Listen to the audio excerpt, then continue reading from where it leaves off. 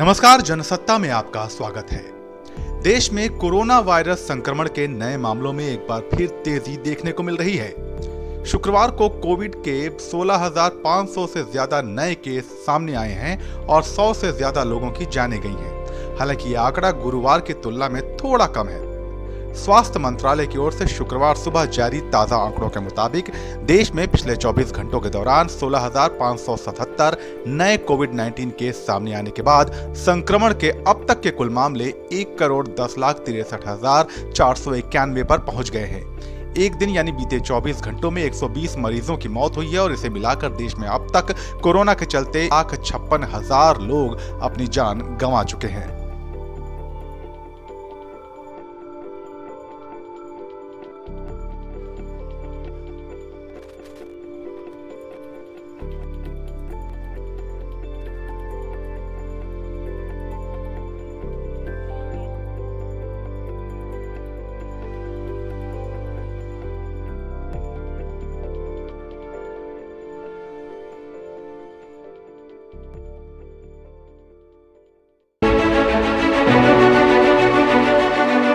एक मार्च से भारत में कोरोना वैक्सीनेशन का दूसरा फेज शुरू होगा।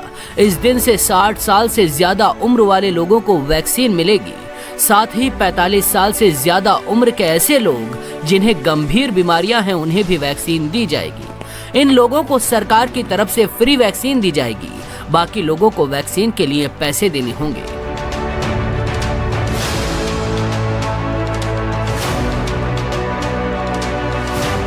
अगर आप प्राइवेट अस्पताल में वैक्सीन लेंगे तो इसके लिए पैसे देने होंगे। प्राइवेट अस्पतालों में वैक्सीन के लिए कितने रुपए देने होंगे, स्वास्थ्य मंत्रालय अगले कुछ दिनों में इसका ऐलान करेगा।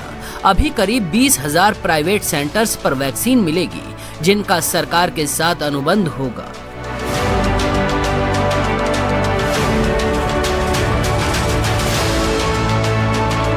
दूसरे फेज में कोरोना वैक्सीनेशन का काम करीब 10,000 सरकारी सेंटर्स पर होगा। इन सभी सेंटर्स पर 60 साल से ज्यादा उम्र वाले लोगों को मुफ्त में वैक्सीन लगाई जाएगी।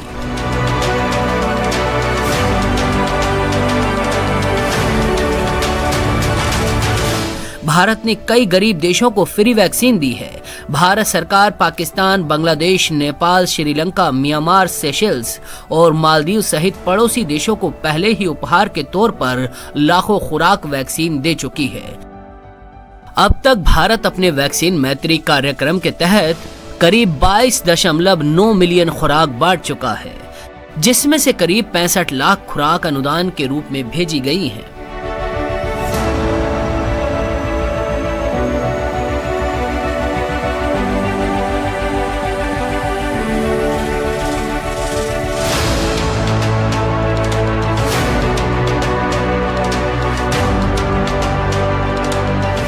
अब सवाल यह है, जब भारत दुनिया को फ्री में मिलियनों वैक्सीन बांट रहा है तो अपने देश में वैक्सीन के लिए पैसे क्यों दिए जा रहे हैं?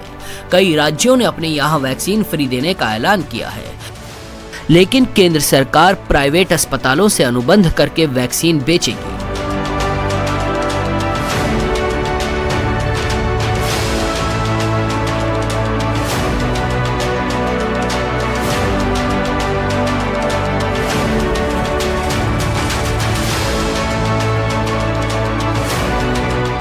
दुनिया भर के कई देशों, खासकर चीन ने पिछले साल जून में और रूस ने तो अगस्त में वैक्सीनेशन शुरू कर दिया था। अमेरिका, ब्रिटेन समेत ज्यादातर देशों में दिसंबर में वैक्सीन लगनी शुरू हुई। भारत में 16 जनवरी को वैक्सीनेशन शुरू हुआ।